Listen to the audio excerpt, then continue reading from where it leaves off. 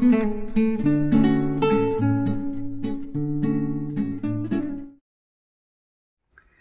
Friends, welcome to our the great Bengali reaction channel. তো আজ আমি তোমাদের জন্য নিয়ে এসেছি the greatest rivalry India versus Pakistan official trailer, যেটা রিলিজ করেছে নেটফ্লিক্স ইন্ডিয়া নামে ইউটিউব চ্যানেলটি থেকে। তো এখানে নেটফ্লিক্সে আপনারা এটি দেখতে পাবেন, greatest rivalry India versus Pakistan. Basically এটা একটা ডকুমেন্টারি ফিল্ম। তো ডকুমেন্টারি নেটফ্লিক্সে অনেক রয়েছে, তার মধ্যে এটা রিলিজ করতে চলেছে আগামী 7ই ফেব্রুয়ারি। তো আপনারা নেটফ্লিক্স যাদের আছে তারা দেখতে পারেন। আর আমি এই ট্রেলারটির অরিজিনাল ভিডিওটি ডেসক্রিপশান বক্সে দিয়ে দেবো, তোমরা সেখানে গিয়ে এটি দেখো, লাইক, শেয়ার, সাবস্ক্রাইব করো এই চ্যানেলটিকে, এবং সাথে সাথে আমার channel the great Bengali reaction চ্যানেলটি অবশ্যই সাবস্ক্রাইব করো।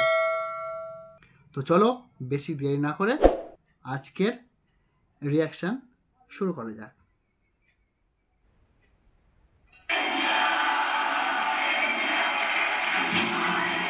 इंडिया पाकिस्तान जब भी मैच होता है तो केवल बैट वीरेंद्र सहवाग, वीरूपा जी, उससे भी बड़ा होता है। 100,000 people standing outside. India Pakistan game.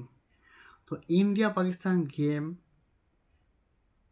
শুনলে সবার আগে মনে পড়ে লাস্ট টাইম আমরা দেখেছিলাম বিরাট কোহলি, যেটা হারিস রফের বলে শেষ দুটো বলে ছক্কা হাঁকিয়েছিলেন এবং একদম হেরে যাওয়া ম্যাচটা ইন্ডিয়াকে জিতেছিলেন।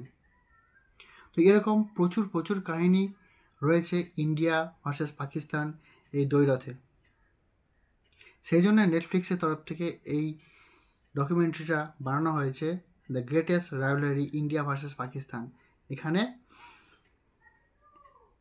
দেখানো হচ্ছে ইন্ডিয়া পাকিস্তানের মধ্যে যে কম্পিটিশান, যে দ্বৈরথটা চলে, এটা শুধু ম্যাচ নয়, এটা আমাদের ইমোশন। আমরা ছোটোবেলা থেকে দেখেছি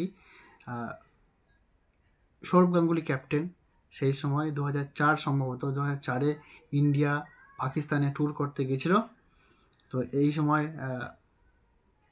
15 বছর পরে যাচ্ছিল। আগে অনেক ইন্ডিয়া পাকিস্তান ম্যাচ হয়ে গেছে, আমি তখন অতটা বুঝতাম না বা ক্রিকেট ফলো করতাম না, কিন্তু ক্রিকেট ফলো করতে শুরু করেছি ওই মিড 2001 থেকে, সম্ভবত 1 থেকে দেখতে শুরু করেছি। তারপর থেকে ইন্ডিয়া পাকিস্তান সম্বন্ধে আমি জানি। তো ইন্ডিয়া পাকিস্তান এই সময় 2004-এ সৌরভ গাঙ্গুলি গিয়েছিল এবং এই সময় ইন্ডিয়া ওখানে ওয়ান ডে সিরিজ ও টেস্ট সিরিজ জিতেছিল। চলো। 100,000 people are waiting inside. खेल तो रहे हैं 22 बट कूद रहे हैं बाकी बिलियंस।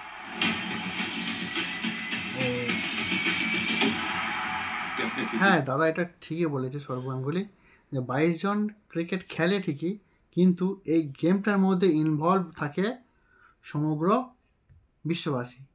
তার ইন্ডিয়ার আর পাকিস্তানের অগণিত লোক, এই ইন্ডিয়া পাকিস্তান কেন, সারা বিশ্বের অগণিত লোক এই খেলাটির দিকে তাকিয়ে থাকে। মাদার অফ অল কম্পিটিশান, সেজন্য ইন্ডিয়া পাকিস্তান হলো মাদার অফ অল কম্পিটিশান। তো এখানে মাঠের মধ্যে যে রাইভেলারিটা থাকে সেটা দেখার মতো। বর্তমানে অবশ্য রাইভেলারিটা একটু কমে গিয়েছে, সোশ্যাল মিডিয়া যুগে প্লেয়ারদের মধ্যে একটু বন্ধুত্বপূর্ণ মনোভাব হয়েছে, আগেও ছিল, কিন্তু মাঠের মধ্যে কিন্তু এদের মধ্যে বন্ধুত্ব থাকতো না।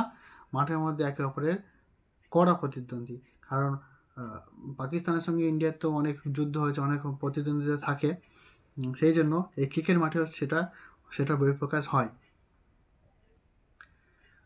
তো চলো।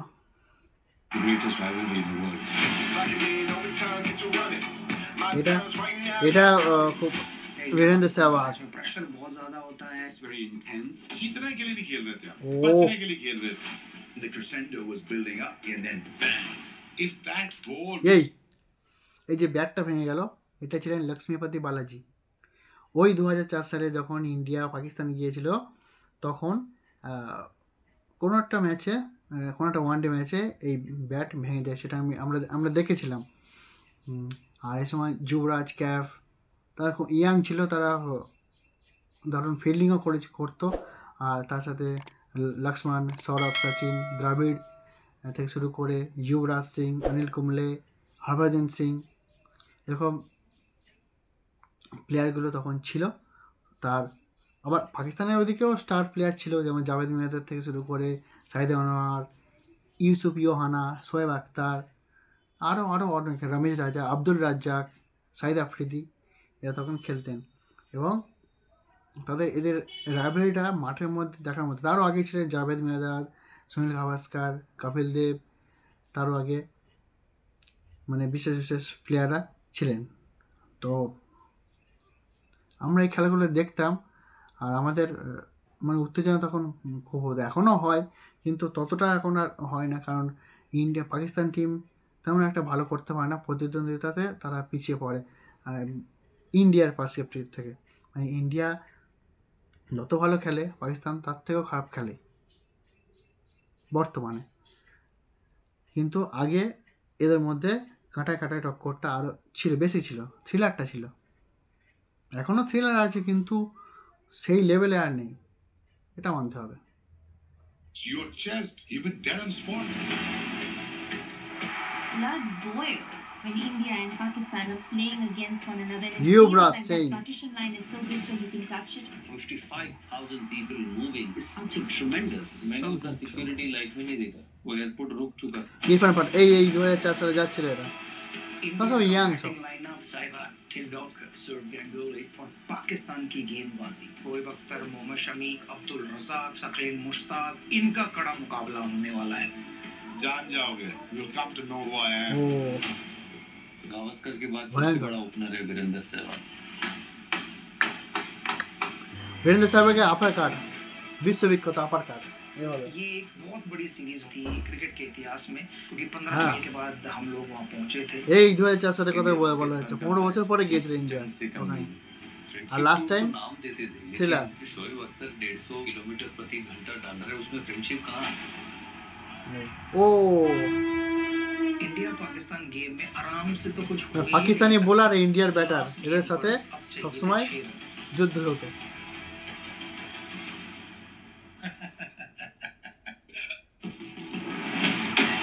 ও ধমাকেদার, গ্রেট নেটফ্লিক্স ডকুমেন্টারি সিরিজ। তো আপনারা দেখলেন the greatest rivalry India versus Pakistan documentary series. তো এখানে নেটফ্লিক্সে থেকে যাদের নেটফ্লিক্স আছে তারা দেখতে পারেন। 7th ফেব্রুয়ারিতে এটা রিলিজ করছে। তো ভিডিওটা কেমন লাগলো আমাদের জানিও কমেন্ট বক্সে। আর এই যে ভিডিওটি রিলিজ করেছে নেটফ্লিক্স ইন্ডিয়া ইউটিউব চ্যানেল থেকে, এই নেটফ্লিক্স ইন্ডিয়া ইউটিউব চ্যানেলকে তোমরা সাবস্ক্রাইব করো। আর এনাদের অরিজিনাল ভিডিওর লিঙ্ক আমি ডেসক্রিপশান বক্সে দিয়ে দেবো, তোমরা লাইক, শেয়ার ও কমেন্ট করো। আর সাথে সাথে আমার ভিডিওটি লাইক ও শেয়ার করে দিও। আর ইন্ডিয়া পাকিস্তান সম্বন্ধে তোমাদের যদি কোনো অভিজ্ঞতা থাকে সেটা অবশ্যই কমেন্ট বক্সে জানাতে পারো, কারো কিছু প্রশ্ন থাকলেও করতে পারো। আর সাথে আমার দ্য গ্রেট বেঙ্গলি রিয়াকশান চ্যানেলটি অবশ্যই সাবস্ক্রাইব করো এবং পাশে থাকা বেল আইকনটি বাজাতে ভুলো না, এবং অল নোটিফিকেশান ক্লিক করে যাতে পরবর্তী ভিডিওগুলো তোমরা সহজেই পেতে পারো। তো আজ এ পর্যন্তই, নমস্কার।